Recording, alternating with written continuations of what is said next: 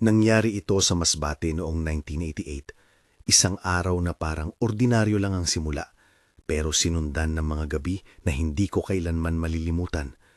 Ako si Perla, nagtitinda ng kalamansi sa palengke ng bayan. May isang anak na lalaking maliksi, ang pangalan ay Tomas. Buhay namin simple. Umaga sa palengke, hapon na may gawain sa bahay, gabi na may kwentuhan lamang sa silong. Akala ko ganun na lang ang mundo. Kawali, amoy ng isda, tawanan ng kapitbahay, hanggang sa dumating ang kumpare ko mula sa kabilang nayon at nagdala ng kalamansi na napakamura para ipagbili. Alam mo ang palengke sa amin, hindi malawak pero puno ng tunog at amoy. Maaga pa lang may sigaw ng mga tindera, huni ng kalangayan ng manok at amoy ng bagong labas na galunggong. Sa puntod ng maliit na terminal ng jeep, hinahawakan ko ang basket ko. Mga kalamansi na medyo bato pero mabango. Ang mga awad ng tao, "Ma'am, magkano kalamansi?" At ang mga boses ng mga matanda na nag-iinom ng kape sa gilid, naging background ng buong buhay ko. Si Tomas, 12 taon noon, mahilig tumakbo sa gilid ng palengke. Lagi niyang nilalaro ang maliit niyang aso, si Bantay, na parang hindi natatakot kahit kanino. Sabi ng mga kapitbahay, sobrang tapang ni Tomas kahit bata pa. Ako naman, isang ina lang na nag-iipon para sa kanyang paaralan at sa maliliit na gamot sa bahay. Isang umaga, may dumating na bagong mukha. Hindi siya tagabayan namin. Halatang mula sa bukid ang amoy ng kanyang damit at ang sinipol niyang paraan ng pagsasalita. "Kumare!" sigaw ng isang tindera. "Naku, hindi kita kakilala. Ano ang pangalan mo?" "Lola, ako si Roberto, kumpare ni Juan. Galing kami sa Kalatong." Sagot niya, na may ngiti na maaaring magpababa ng pinto ng bahay bilang pagpapakilala. Nakatindig siya bukod sa iba dahil may bitbit siyang planggana na gawa pa sa kawayan na punong-puno ng kalamansi. Maliit, makintab at mabango. "Murang-mura, magandang kalamansi. Iska, bilihan ninyo ang inyong mga anak dyan."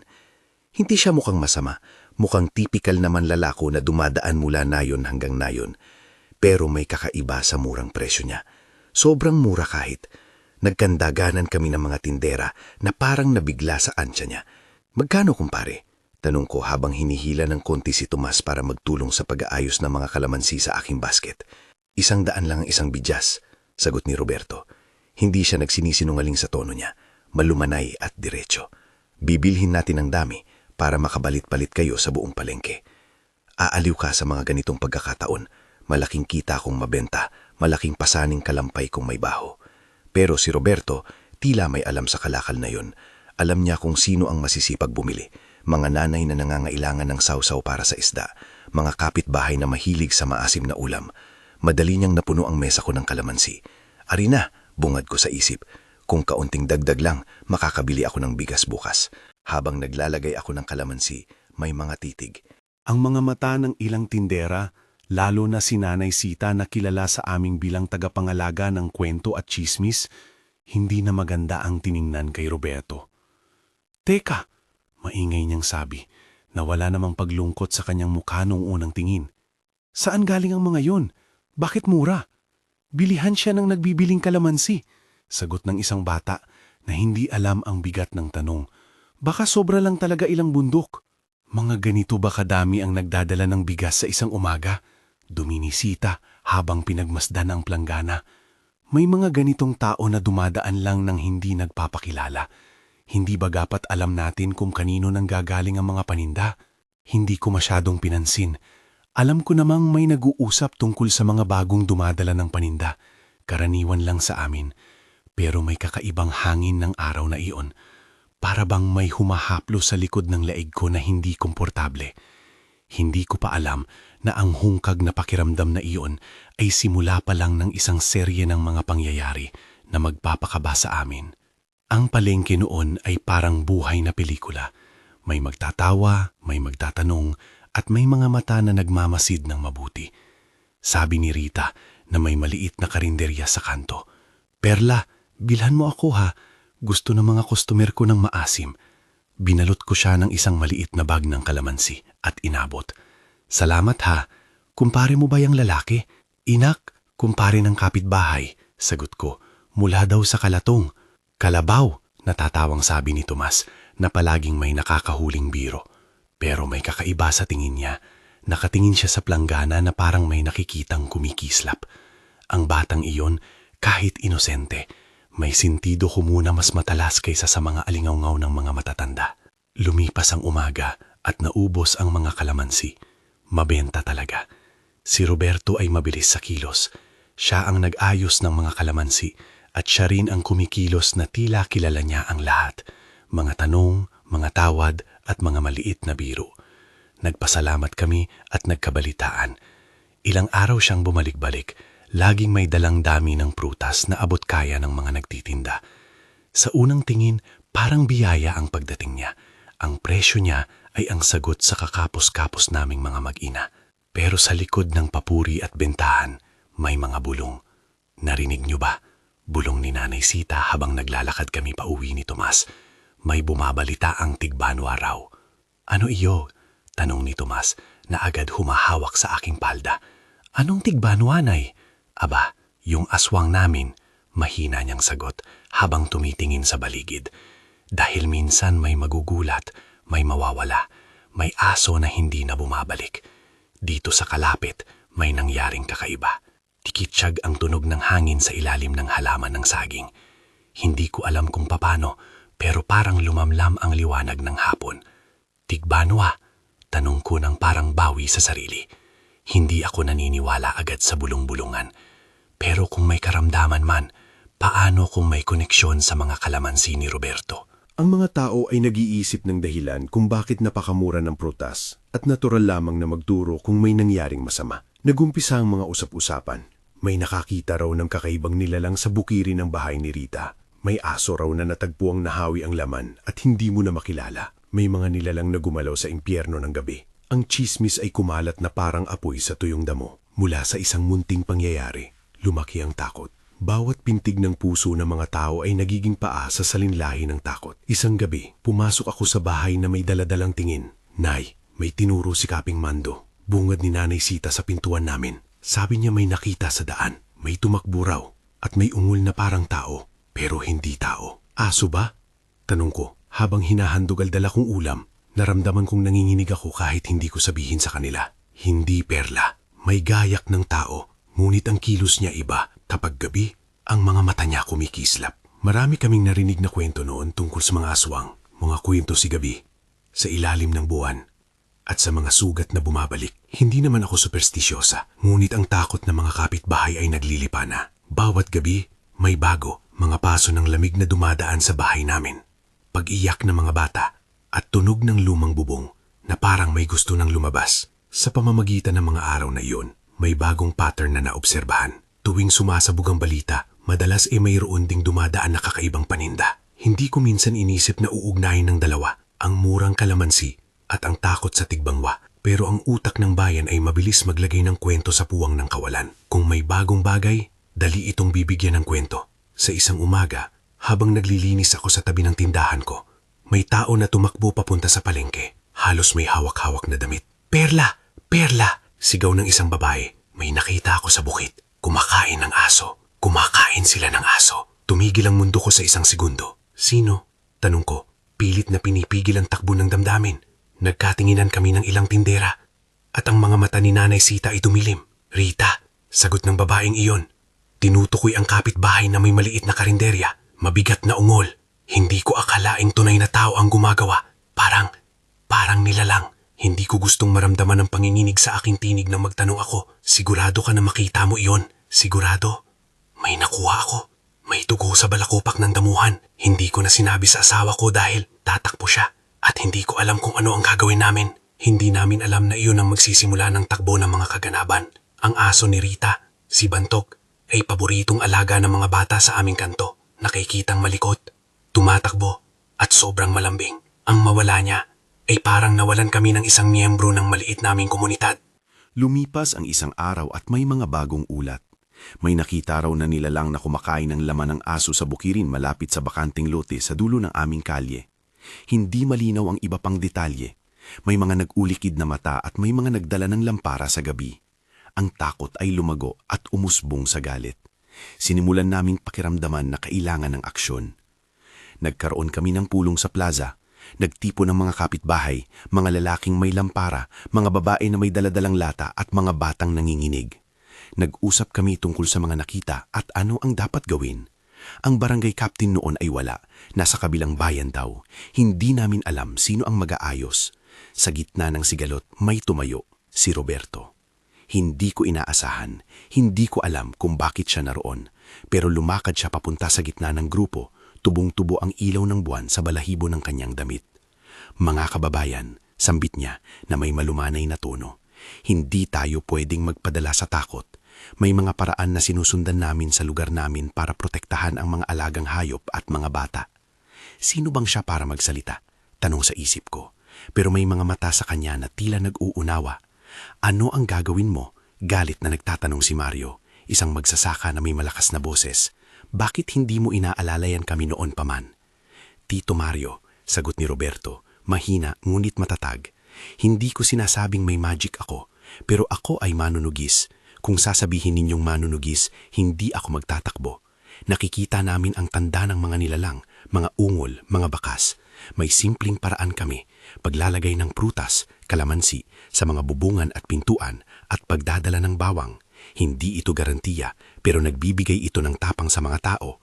Minsan ang paniniwala ang pumipigil sa paglapit ng mga bagay na hindi natin nakikita.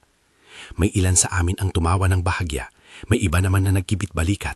Alam ko na ang ilan ay mag-aalangan dahil ang mga ideyang tulad ng manunugis ay nagmumula pa sa ibang probinsya at maaaring katawa-tawa para sa mga modernong isipan. Ngunit nang may nagsalita si Nanay Sita, natigil ang mga tawa.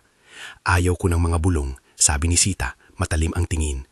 Kung may nandyan man at may alam si Roberto, dapat natin itong subukan. Hindi tayo pwedeng mag-asa lang sa pulis. At kung nakapagbenta ng maraming kalamansi siya, pinapakita lang niya na may alam siya sa mga limon at pabango. Baka alam niya kung paano gamitin ito para maprotektahan. Nag-uumapaw ang tensyon, may takot, may galit, may pagdududa.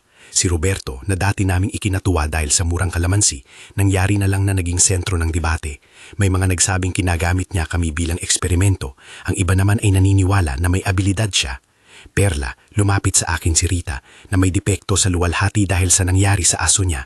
Ano ang palagay mo? Pinagbentahan niya ang aming ng kalamansi, baka may dahon lang sumpa ang mga iyon. Hindi ko matiis ang aking dibdib na kumirik. Hindi ako naniniwala agad, sagi ko sa kanya. Pero ang nangyari kay Bantog, hindi biro.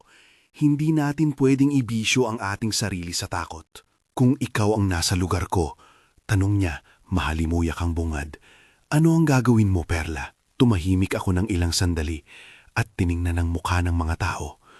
Sa mga mata nila, nakita ko ang pag-asa na may makapagsasabi sa kanila ng katotohanan. Sa mga mata ni Tomas, nakita ko ang takot ng bata na hindi dapat mawalan ng ilaw ang kanyang mundo. Sa puso ko, may lumabas na tunog ng panalangin. Hindi ko sinasabi ng malakas. Ito ay maliit, lihim at isang tawag sa diwa na dapat kumilos. Lumapit si Roberto at sinabing, kung papayag kayo, maaari akong tumulong. Hindi ito basta palabas-palabas ang sinasabi ko.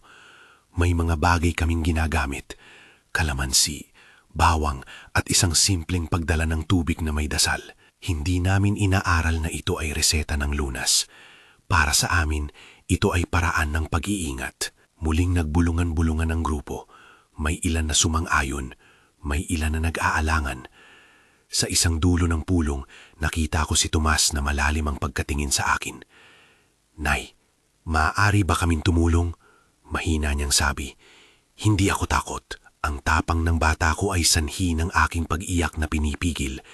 Hindi ako pwedeng magpahamak sa kanya, ngulit hindi ko rin mamamahalin na tumayo at hindi gumawa ng anupamang aksyon. Nakita ko na ang mga mata ni Roberto ay nakatuon sa amin.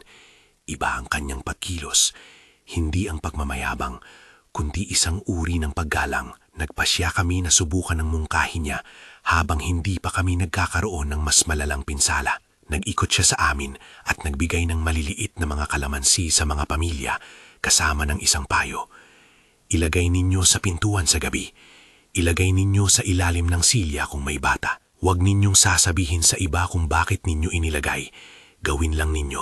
Hindi ko inisip na iyon ang magiging malaking hakbang. Hindi rin ako nagdudurusa sa kahihiyan. Ilang gabi ang lumipas at inabot ko ang ilang maliliit na kalamansi na iniwan ko sa likod bahay. Pinahid ko sa mga kamay ko para magkaroon ng bango sa ilalim ng pintuan, gaya ng sinabi niya. Hindi bilang orasyon, kundi bilang simbolo ng pag-asa. Sa susunod na umaga, nagising ako sa malakas na ungol mula sa labas. Ang tunog ay hindi tulad ng hangin. Hindi rin ito tunog ng normal na hayop. Tumayo ako agad at nilapitan ng bintana. Nakita ko si Tomas na nakatingin sa bukid na parang may nakikita. "Nay, may sigaw." Sabi niya, "May kumakalabit sa nahulog na damo." Hindi ko na mapaurong ang tagbo ng aking puso. Lumabas kami ni Tomas at si Roberto ay nandun na, may daladalang lampara. "Anong nangyari?"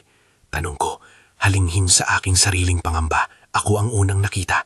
Sagot ni Roberto, malamig ang boses, may bakas ng dugo sa tabi ng bakuran ni Rita at may naiiwan na bakas ng paa na parang hindi tao. Sa paglapit namin sa bakanting lote, nakita namin ang mga bakas.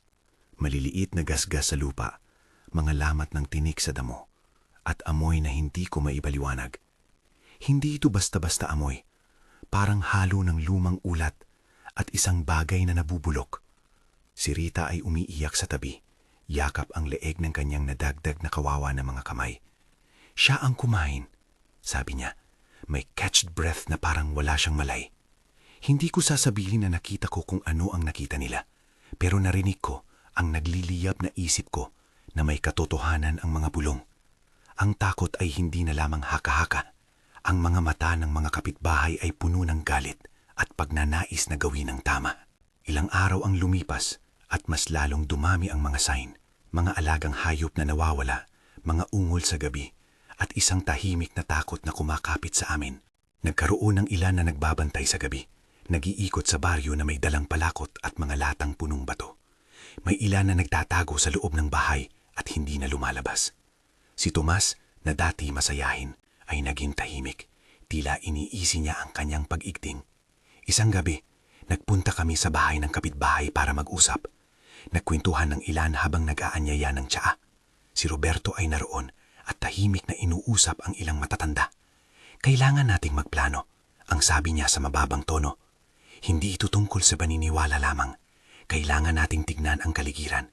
Kung totoo man ang nakita, kailangan nating alamin ang takbo ng pangyayari." "Anong plano?" tanong ni Mario na may kumakapit na galit. "Hindi tayo pwedeng mag-aksaya ng oras. Pwedeng magtayo tayo ng bantayan sa gabi, gumamit ng ilaw at baka tawagan ang mga tagabayan." "Oo," sagot ni Roberto. "Bantayan, siguradong ilaw. Ako mismo ay magbabantay sa unang gabi. Hindi dahil ako ang dahilan ng mga ito. Hindi ako yon. Gusto ko lang tumulong dahil may utang ako sa bayan ninyo. Dati, tumulong sila sa akin. Hindi ako naghahanap ng kilala. Gustong lang kitang tulungan." Hindi lahat ay naniwala. May ilan na galit sa kanya at may nag-aalangan. Ngunit dahil sa pagod at takot, nagdesisyon ng karamihan na subukan ng kanyang mungkay. Nagkahiwalay kami pagkatapos ng pulong. Ang ilan ay bumalik sa kanilang mga tahanan. Ang iba ay nagtayo ng maliit na grupo para magbantay at mag-ikot sa gabi. Bago kami natulog, naglakad ako papunta sa tindahan ko at tiningnan ang mga kalamansi na naiwan. Humawak ako ng isa at inamoy. Ang bango nito, na dati kong iniisip na normal lamang, ngayon ay nagbigay sa akin ng kakaibang kabanatagan. Pinisil ko ito ng mahina sa palat ko at naalala ang ngiti ni Roberto. May halong galit at pasalamatan ang sumagi sa akin. Galit dahil may nangyari kay Rita, pasalamatan dahil may handog na maaaring makatulong. Nag-ayos ako ng kama ni Tomas at inulit ang mga pang-utos sa kanya. "Huwag kang lalabas sa gabi. Kung may marinig kang kakaiba, gisingin mo ako agad. Huwag kang magtiklop ng kurtina nang hindi mo titingnan kung may ilaw sa labas." Nais kong hubugin ang tapang niya, ngunit hindi ko gustong siyang malagay sa panganib. Si Roberto ay lumabas na may liwanag. "Perla, sumama ka," alok niya. "Hindi maganda na mag-isa ka sa bahay. Baka may..." "Ayoko," sagot ko ng matapang na hindi alam ko kung sino ang pinagpapaling kapag sinabi ko ito. "Hindi mo ako maapektuhan sa pagtulog ni Tomas." "Kung ganon," sabi niya, "nagpapatuloy sa paghahanda, mag-iikot lang ako at magbubuo ng lineup ng mga magbabantay. Kailangan ng bawat pamilya na maglagay ng kalamansi sa pintuan at isa sa ilalim ng kama ng bata. Hindi ko sinabi ang lahat ng nasa isip ko, lalo na ang pag-alinlangan. Nasa isip ko ang mukha ni Rita nang sabihin niyang nakita niya ang aso na inatake. Naalala ko ang mga mata ni Tomas na puno ng pagnanais na tumulong. Naisip ko rin ang maliit na planggana ni Roberto na unang nagdala ng kalamansi, isang bagay na naging instrumento ng kaginhawaan at saka naging ugat ng takot. Natapos ang gabi at ang aming baryo ay nagbahagi ng kalamansi at mga ilaw. Ang ilan ay nagdala ng bakod at ilang lalaki ang nag-ikot ng mga kahoy para gawing barikada. Si Tomas ay nagsulit ng kanyang lumang laruan, isang maliit na kahoy na puno ng kwintas, at tinanggal ko ito sa kanyang bulwagan. Huwag mong kalimutang ipasok sa ilalim ng unan, sabi ko. Ni hindi ako nakapagsalita ng ayos, pero ang laruan ay parang palatandaan ng kanyang kabataan na hindi ko hinahangad na mawala. Ngunit hindi nagtatapos doon ang hangin ng pag-aalinlangan. Sa paglipas ng mga sandali bago kami tuluyan ng matulog, may narinig kaming kakaibang kaluskos mula sa likod ng aming bahay. Parang may lumilipad na dahon o isang malakas na pagbagsak. Nagkatinginan kami ni Tomas at ni Roberto. Hindi hayop, bulong ni Roberto. Ibig sabihin, nag-iikot sa. Tumayo kami agad at naglabas ng ilaw. Ang dilim ng gabi ay naging mas mabigat. Ang mga anino ng punong kahoy ay nililipad ng hangin at ang buwan ay tila tinakpan ng ulap ng sandali. Narinig ko ang paghinga ko, malakas, at ang tibok ng aking puso na tila bubukas sa larangan ng katahimikan. Ang aming maliit na baryo na dating tahimik noong gabi ay nagkaroon ng bagong ritmo, ang mabigat at malapit na tunog ng takot. Maghanda, sabi ni Roberto. Sa susunod na paggalaw, sunugin natin ang mga ilawan at sabay-sabay na magpasigaw. Huwag magpapalupig sa pagkatakot. Tumigil ako sa paghinga ng sandali. Tinitingnan ang mukha ni Tomas na puno ng determinasyon. Alam kong hindi kami makakatakas ng hindi nagpupunyagi. Ngunit sa puso ko, may dapat pa ring pag-aalinlangan. Bakit niya ba si Roberto, ang kumpare, ang nagtitinda ng murang kalamansi, ang dumating sa ganitong gitna? Bakit kami nagkatiwala ng kaunti? Ang kanyang pag-alok ng tulong ay tila nagdala ng liwanag. Ngunit kasabay nito, may lumilitaw na mga tanong na hindi ko sinasagot. Sa paglipas ng ilang minuto, may isang malakas na ungol na dumaan sa aming bakuran. Hindi hayop at hindi tao. Isang tinig na nagmumula sa malalim na punso ng lupa. Parang isang sigaw na tumama sa aming puso. Ang mga ilaw namin ay lumabas sa hangin at napuno ng takot ang espasyo. Si Tomas ay mahigpit ang paghawak sa aking kamay. "Nay," umiiyak siyang sabi. "Ano ba yun?" Ako mismo ay nawalan ng salita. Ngulit hindi ko pinayagang mawala ang lakas sa akin. Pinikit ko ang mga mata at hinawakan ang kalamansi na kasama namin at may tahimik na panalangin na tumawid sa labi ko. Hindi isang ritual, kundi isang pag-asa na may proteksyon sa aming maliit na mundo. Sa mata ng gabi, sa amoy ng lupa at sa isip na puno ng takot, nakita ko ang mukha ni Roberto na nakatingin sa amin. May kakaiba sa kanyang mata, hindi takot, kundi isang bagay na mas malalim. At doon nagtapos ang gabi. Ang unang gabi na naramdaman ko ng husto ang bigat ng kwento na dala namin. Hindi pa tapos ang aming paglalakbay. Ang mga pangyayari ay nagkabuhol-buhol pa lamang at ang isang maliit na prutas na dating nagbigay ng kita ay naging tanda ng aming pag-asa at pagkatakot. Kung nagugustuhan ninyo ang mga kwentong tulad nito, sumali sa amin dito sa channel. Marami pa aming tunay na kwentong ibabahagi tungkol sa mga karanasan sa probinsya na hindi mo matatagpuan sa ibang lugar. Ngunit bago natin ituloy ang susunod na gabi, kailangan kong sabihin kung paano nagbago ang lahat sa mga susunod na araw. Ang takot ay hindi lamang tumilaok sa gabi, kumalat ito sa mga kusina, sa mga tanghalian, sa mga munting pag-ihipo sa pagitan ng mga kapitbahay. Ang murang kalamansi ni Roberto ay naging piraso ng debate, ang kanyang mga salita ay sinisiyasat, at ang aming pagpupunyagi ay sinubok. May mga tanong na lumitaw, sino ba siya nga ba? May itinago ba siya? At higit sa lahat, makakatulong ba ang simpleng prutas na iyon laban sa isang bagay na hindi namin lubos maunawaan? Sa pagdaan ng mga araw, nagkaroon kami ng mga bagong pagtingin sa isa't isa. Ang ilan ay nagsimula ng magbanat ng tingin kay Roberto. May mga palatandaan ng galit at takot. Ang iba naman ay humarap sa kanya ng may pag-asa. Umaasa na siya ang magiging sagot.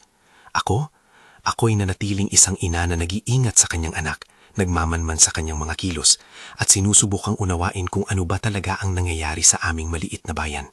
Hindi nawawala ang tanong na umiikot sa aking isipan. Kung may tunay ngang tigbanwa, ito ba ay may iiwasan ng isang simpleng ani ng prutas? O mayroon bang higit pa sa ating nakikita na nagmamasid sa dilim, naghihintay ng ating pagkukulang? Sa paglalakad namin papunta sa palengke ng mga susunod na araw, napansin ko ang bagong pagtingin ng mga tao. May cursi ng takot, may kirot ng pagkukulang. At habang naglilingkod ako ng kalamansi at kumakanta ng bahagya ang mga tao sa gilid, handa na ako sa kung anumang ang susunod na haharapin namin. Hindi nagtagal, naging normal na ring usapan ng aming baryo ang pag-ikot tuwing gabi. Bawat pamilya may dalang palakol o lata. Bawat pintuan may maliit na kalamangsi na tahimik na nakalagay sa sulok sapagkat iyon ang payo ni Roberto. Hindi bilib na pangako, kundi isang simpleng gawain na nagbibigay ng pakiramdam ng kontrol sa gitna ng kawalan ng katiyakan. Ako, na noon pa man ay hindi madaling magpadala sa bulong, nasanay na ring makahawak ng prutas na iyon habang iniisip kung ito ba'y tanging prutas lamang o isang tanda ng bagong panahon. Ang mga unang gabi pagkatapos ng pulong ay puno ng pag-aaligid. Nagbabantay kami ng paikot-ikot. Ang mga ilaw ay patuloy na sinusubukan at pinapalitan. Ang mga mata ay singalimat sa madilim. Madalas ay may naririnig kaming ungol o kalusko sa layo. Ngunit hanggang noon, wala pang direktang pag-atake sa tao. Hanggang sa gabi na hindi ko malilimutan. Nung gabing iyon, dahil sa pagkakakulang ng tulog, nahimbing si Tomas ng kakaunti. Hindi ko karaniwang pinahihintulutan siyang matulog ng mag-isa habang may banta sa labas, pero pagod na siya at pinilit kong huwag siyang gisingin. Ako naman ay nagbabantay sa maliit na mesa sa harap na may nakailang kalamangsi. Nakasilya sa gilid ang lampara at si Roberto ay patuloy na umiikot, tahimik, halos parang nawawalang tagapangalaga. Maya-maya lang may narinig kaming masisidhing ungol, isang tunog na iba sa mga narinig namin noon, parang kombinasyon ng paghigbi at pagnguya ng hangin sa ilalim ng lupa. Bumagsak ang lampara ng may lakas, sinasabing may dumaan na malakas na aninong humataw sa bubong ng amin. Napalunok ako ng malakas. Si Tomas ay gising na, nagtatakang tumitingin sa liwanag na kumakatok sa aming pintuan. May narinig ka rin, tanong ko. Hindi ko man lang napansin na nanginginig ang aking sariling boses. Nay, mahina niyang sagot. May kumulog sa likod. Hawak niya pa rin ang maliit na kahoy niyang laruan. Maliliit na brilyo nito ang kumikislap sa liwanag at sa isang iglap, napaisip ako kung paano ang bagay na iyan ay nagiging palatandaan ng tapang ng anak ko. Dumating si Roberto sa aming pintuan nang hindi man lang nag-alangan. May dala siyang kandila na may pirasong plastik na nakabalot at sa kanyang mga mata may alam na hindi ko mawari.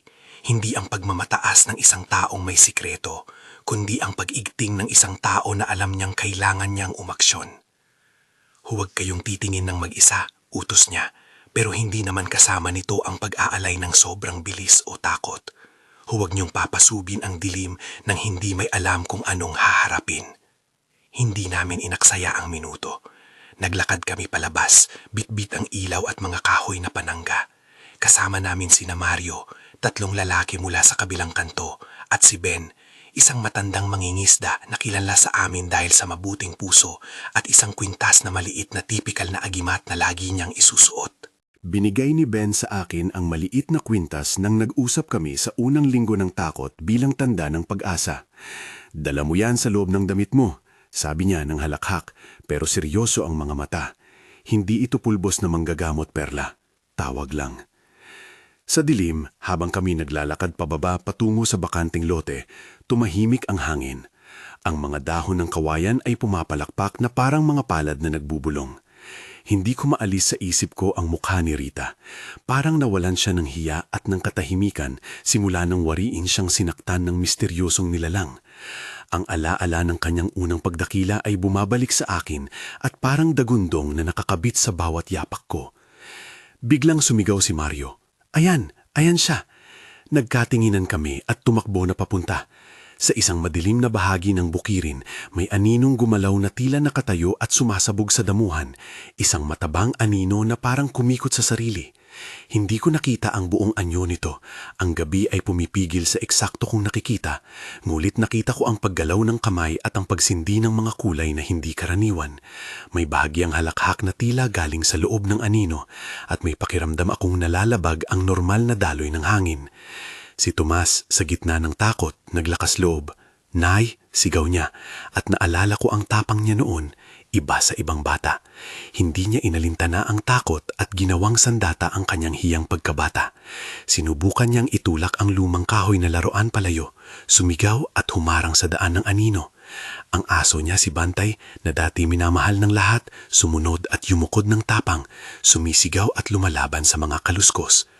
Ang pagsalakay ay biglaan. May isang kislap na parang nagliliparan at parang may matulis na tingin na tumama sa likod ni Roberto.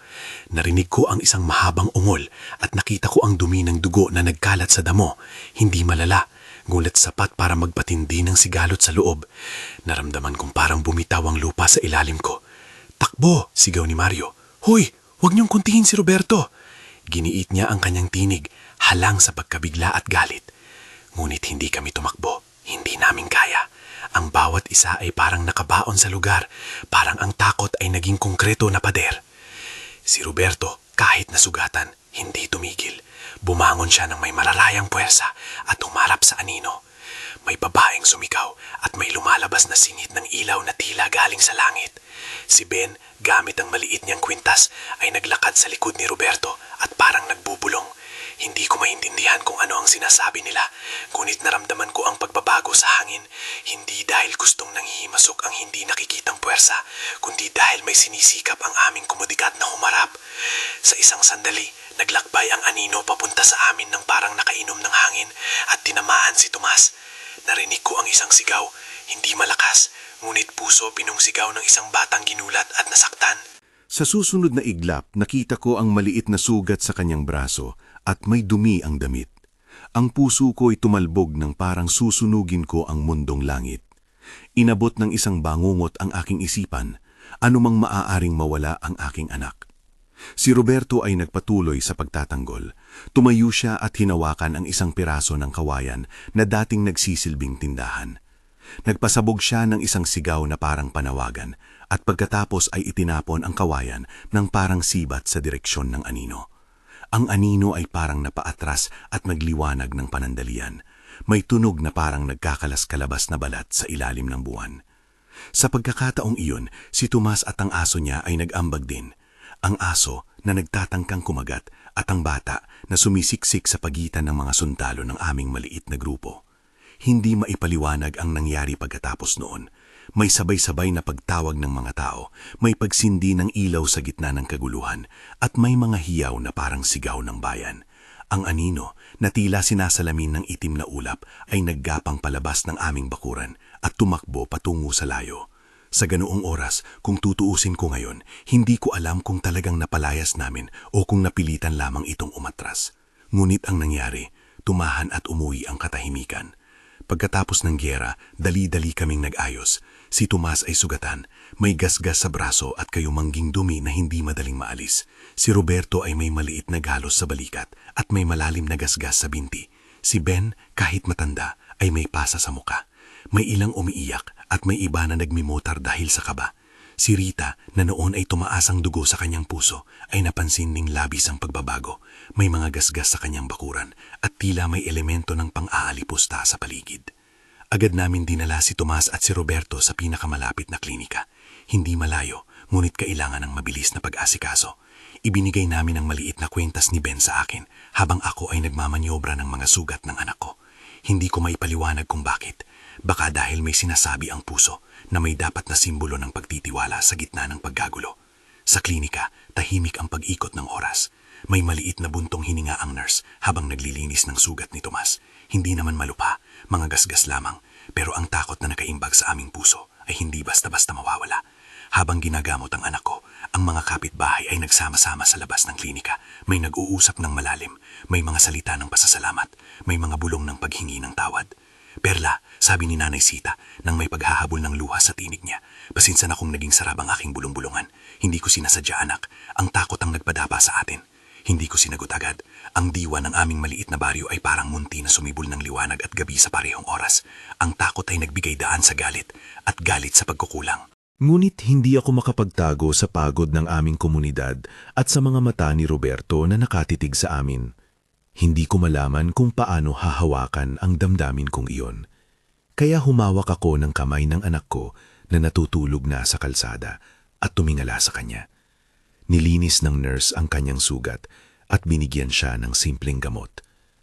Pagkatapos ng mga unang pangyayari, nagkaroon ng mas malalim na pagtatanong sa loob ng komunidad. Hindi naglaon, may ilan na napaisip. Baka hindi lang basta natabunan ang tigbanwa. Baka may iba pang dahilan kung bakit nagiging aktibo ang mga anino. May nagsabi na baka may nagsasagawa ng paglipat ng mga hayop. May nagsabi rin na baka may taong nagtatangkang manakot sa amin. Sa gitna ng lahat ng ito, nagising ako sa katotohanang napakarami naming katanungan na hindi madaling sagutin. Ngunit isang bagay ang malinaw. Hindi kami maaaring magpatuloy nang walang pagkakaisa. Humingi ng tulong ang ilan sa amin sa mas malalapit na bayan. Isinulat ng kapitan ang nangyari at nagpadala ng balita. Ngulit ang tulong na iyon ay darating ng huli. Kami ang unang humarap sa panganib. At sa harap ng panganib na iyon, si Roberto ang lumabas upang tumulong, bago man siya rin ang unang inakusahan. Ang mga pagkilos niya, pamamahagi ng kalamansi, panunuyo ng bawang, at pag-ikot sa gabi ay tila simpleng gawa ngunit puno ng kahulugan. Hindi siya perpektong bayani. May sugat siya na ating nakita at nakalimutan. Ngulit siya rin ay nagbigay ng lakas sa amin.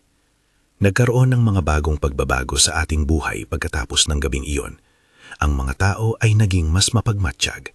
Ang ilang pamilya ay nagpasya na maglipat ng ilang alagang hayop papalayo sa baguran. Mayroong pagtaas sa mga vigilance group. Ngunit higit sa lahat, may pagbabago sa pakiramdam ng pagkakaisa. Ang dating kumikilingan sa isa't isa ay unti-unting bumabalik. May mga umuusbong na pagkakataon para magpatawad. May isang araw na hindi ko maiiwasang maalala. Nagtipon ang buong barangay sa plaza, hindi para muli kaming mag-usap tungkol sa katakutan, kundi para magpatawad sa isa't isa. Ang kapitan, na noon ay nakabalik mula sa bayan, ay humarap at nagbigay ng isang malumanay na paalala. Ang takot ay nagiging dahilan ng pagkakawatak-watak. Pero ngayon, kailangan nating magkaisa. Kailangan nating magpasalamat sa mga naglingkod. Si Roberto ay tumayo rin sa gitna. Nakatayo siya ng may dalawang kamay na bahagyang naningilip dahil sa sugat. Hindi ako naghahangad ng papuri. Sabi niya, dumating ako noon na may dala lamang ng kalamansi na hindi ninyo kilala ang pinagmulan. Kung may nasaktan man dito dahil sa aking pagdating, patawarin niyo ako. Hindi ko inaakala na ang mga prutas na iyon na dati kong dala bilang kabuhayan ay magkakaroon ng ganitong epekto. May ilang katahimikan. Si Nanay Sita, na dati malakas ang pagbatikos, umakyat at inabot ang kamay ni Roberto. Kumpare, ani niya, kung ako'y nagkamali, patawarin niyo ako. Nakita ko lang ang panganib at natuwa ako sa akala ko. Hindi ko nilayong siraan ka. At doon, sa harap ng maraming tao, may simpleng paghawak ng kamay at pagyakap. Hindi malaking palabas, hindi rin perpektong pag-areglo, ngulit sapat upang magsimula ng paghilom. Minsan, ang mahinang pagkilos ng malasakit ay mas malakas kaysa sa labis na salita. Paglipas ng mga buwan, nagsimulang muling bumalik ang ating normal. Si Tomas ay lumaki na may maliit na peklat sa braso, ngunit hindi na rin pinapansin ng marami. Si Rita ay dahan-dahang bumalik sa pag-aalaga ng kanyang karinderya, bagaman may bakas pa rin ng pag-iingat sa kanyang mga mata. Si Roberto ay nanatili sa aming baryo ng ilang buwan at tuwing may pagkakataon ay nagdadala pa rin ng kalamansi, ngunit ngayon ay hindi na siya tinatanggap ng lahat ng agad. Ang ilan ay nagpaalam na ipasalamat, ang ilan ay patuloy na may kirot sa kanilang puso. May isang kaso na hindi namin inaasahan. May batang babae sa kabilang baryo na biglang nagkasakit. Nakarating sa amin ang balita at akala namin ay isa pang gawain ng kaguluhan. Ngulit kalaunan ay napag-alaman na ito ay mas pangkaraniwan, impeksyon, hindi demonyak. Dinala namin siya sa ospital sa bayan at doon namin nakita ang limitasyon ng aming mga tradisyon. Hindi namin ginawang katapat ng kababalaghan ang lahat ng dapat pagtuunan ng pansin. Nakita namin ang kahalagahan ng paghingi ng medikal na tulong kung kinakailangan. Ang pangyayaring iyon ang nagturo sa amin na ang kaligtasan ay hindi lamang nakasalalay sa anting-anting o bulong. Kahit na nakatulong ito para kami magkaisa, kailangan ding gumana ang paraan ng modernong tulong. Isang gabi, 3 buwan matapos ang malaking engkwentro, nagising ako sa tapik ng kamay ni Tomas. "Nay," sabi niya, "tignan niyo ang Lolo Ben." Nagising ako at agad kaming lumabas ng bahay. Nakita namin si Ben na naglalakad ng mabagal sa plaza. Ang kanyang muka ay bahagyang maputi mula sa pangamba. "May dala akong bagay," mahina niyang sabi. "Gusto ko lamang ipakita sa inyo na may dapat pang pagtitiwala." Inabot niya sa amin ang isang maliit na bakanting planggana na puno ng kalamansi, hindi para ipagbili kundi bilang alay. "Sa tuwing magiging anino, tandaan ninyo ang aming bayan at pag-ibig," sabi niya. "Huwag ilagay ang lahat ng pag-asa sa isang tao o isang bagay. Magtulungan kayo." Hindi ko malilimutan ang araw na iyon dahil nag-iba ang timpla ng aming buhay. Nagsimula kaming mag-organisa ng mga simpleng aralin sa unang lunas. May mga oras ng pagdadasal, ngunit hindi na lamang iyon ang solusyon. Ang tradisyon ng paglalagay ng kalamansi sa pintuan ay nanatili, ngunit hindi na lamang ito ritual. Naging paalala ito na dapat tayong maging handa at magkatuwang. Ang tunay na pagsubok ay dumating nang may bagong insidente. Isang gabi, may nagising mula sa kapitbahay dahil may tao na naglalakad ng kakaiba sa bubong. Dinapuan siya ng taot at ang komunidad ay muling nagtipon. Ngunit ito ang kaiba. Ang nilalang na lumitaw ay hindi sumalakay sa tao. Nagulat kami dahil tila may sakit lamang ang hayop at nagniningit sa dirim. Ito ang nagturo sa amin na maraming bagay ang maaari mong ipakitang kakaiba sa dilim. Hindi lahat ay aswang. Minsan, ang kulang na pangunawa ang lumilikha ng halimaw. Habang tumatagal ang panahon, nakita ko kung paano nagbago ang lahat sa maliit na paraan. Si Roberto, magkapos ang ilang buwan, ay lumisan upang magtrabaho sa kabilang bayan. Hindi dahil siya ipalayo sa amin, kundi dahil kailangan niyang kumita para sa sarili. Bago siya umalis, napadpad siya sa amin at nagbigay ng mahabang paghingi ng tawad. Hindi lamang sa akin, kundi sa buong komunidad na minsang nagduda sa kanya. Hindi ko ginusto ang mangyari. Ani niya, nagbenta lang ako para mabuhay. Kung may nagkamali, patawad na rin ako. Tumatak pa rin sa akin huling pagtingin niya, hindi ang mukha ng isang bayani, hindi rin ang mukha ng isang taksil, kundi isang taong naglalakad na may laman ng karanasan. Binigyan niya ako ng maliit na supot ng kalamansi bago siya umalis. "Huwag ninyong kalimutan na ang maliit na bagay ay may kakayahang magbuklod ng marami," sabi niya. Lumipas ang mga taon, si Tomas ay nag-aral at sa ating munting baryo, unti-unting naging isang kabataang lalaki na may sariling paninindigan. Kami ni Tomas ay napagtagumpayan ng oras na puno ng takot at pag-aalala. Naging ama din siya sa isang maliit na pamilya at nakikita ko ang kanyang mga mata kapag pinapakinggan niya ang kwento. May paggalang at liwanag, ngunit hindi natakot. Minsan ay tinititigan niya ako at sinasabi, "Nay, hindi ko maiisip na kaya mo. Hindi ko alam kung ano ang nangyari noon, pero matapang ka." Tinitingnan ko siya at napapangiti ako dahil ang tapang niya noon ay hindi lamang naging kabataan, lumago ito at naging isang bagay na mapagkakatiwalaan. Ang mga kwento tungkol sa Tigbanwa ay naging aral sa aming barangay. Huwag magmadali sa paghuhusga, magtulungan sa oras ng panganib at huwag kalimutan ang praktikal na tulong ng klinika at doktor. Hindi ko sinasabi na naglaho ang paniniwala namin, nananatili pa rin ang paggalang sa mga tradisyon, ngulit natutunan din naming ihalo ang lumang kaalaman sa mga bagong paraan ng pagtulong. May isang pagkakataon kung saan nagtipon kami sa simbahan para magpasalamat. Hindi bilang pasasalamat sa isang agimat o paniniwala lamang, kundi pasasalamat sa buhay, sa pagkakaisa, sa mga taong bumangon at tumulong. Maraming lumang mukha ang nandoon, si Nanay Sita na may nakingiting mata, si Rita na ngayon ay may mas matatag na tinig, si Ben na may maliit na bagyo na kanyang ikinukwento sa mga bata. May mga bagong alaala na puno ng tawanan at ng mga pagbukas ng puso. Hindi maiiwasang maalaala ko ang unang araw na dumating si Roberto sa aming palengke at kung paano sumabog ang lahat dahil sa murang kalamansi. Ang prutas na yon ay naging sentro ng istorya. Isang bagay na dati ay nakapagbibigay ng kita, naging sanhi ng takot at kalaunan ay naging simbolo ng pagkakaisa. Natuto akong hindi agad maghusga sa unang tingin. Natutunan ko ring humingi ng tawad kapag nagkamali at tumanggap ng tawad kapag iniaalay sa akin. Minsan pa, may dumating na turista sa aming bayan at nagtanong tungkol sa kwento ng Tigbanwa. Nagkatinginan kami at nagkatawa namin sa pagtawa ang aming munting kasaysayan. Hindi para maging biro ang nangyari, kundi para ipakita na ang takot ay nag-iwan ng aral. Inalok ko siya ng isang supot ng kalamansi, hindi para sa proteksyon, kundi bilang pagbati mula sa amin. Isang maliit na paalala mula sa aming baryo, ani ko. Ang mga maliliit bagay minsan ang nagbubuklod. Ngayon, habang sinasabi ko ang lahat ng ito sa inyo, hindi bilang katang-isip na pelikula, kundi bilang totoong karanasan na sinubok ng aming pamilya at ng buong baryo, nais kong ipaabot ang isang payo. Kapag may kakaibang nangyayari, tumulong sa abot ng makakaya. Huwag agad husgahan, at kapag nagkamali kayo, humingi ng tawad. Hindi lahat ng solusyon ay nagmumula sa isang ritual, ngunit huwag ding maliitin ang kapangyarihan ng pagkakaisa at pananalig na nagmumula sa pag-aaruga ng puso. Maraming taon na rin ang lumipas mula noon. Si Tomas ay may sariling anak na ngayon, isang maliit na batang lalaki na mahilig maglaro sa palengke at mamitas ng kalamansi kasama ko. Tinitingnan ko siya at napapaisip. Nakikita ko ang sarili ko noon, isang nanay na nagtitinda, may pangarap at handang gawin ng lahat para sa kanyang anak. Ngunit higit sa lahat, natutunan kong magpasalamat.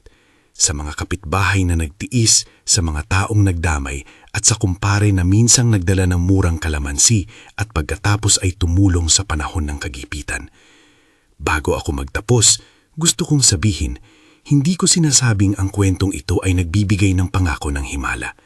Ito ay isang paalala ng aming buhay kung paano ang takot ay maaring magbunga ng pagkakaisa, kung paano ang isang maliit na prutas ay naging simbolo ng pag-asa, at kung paano ang isang komunidad ay muling bumangon.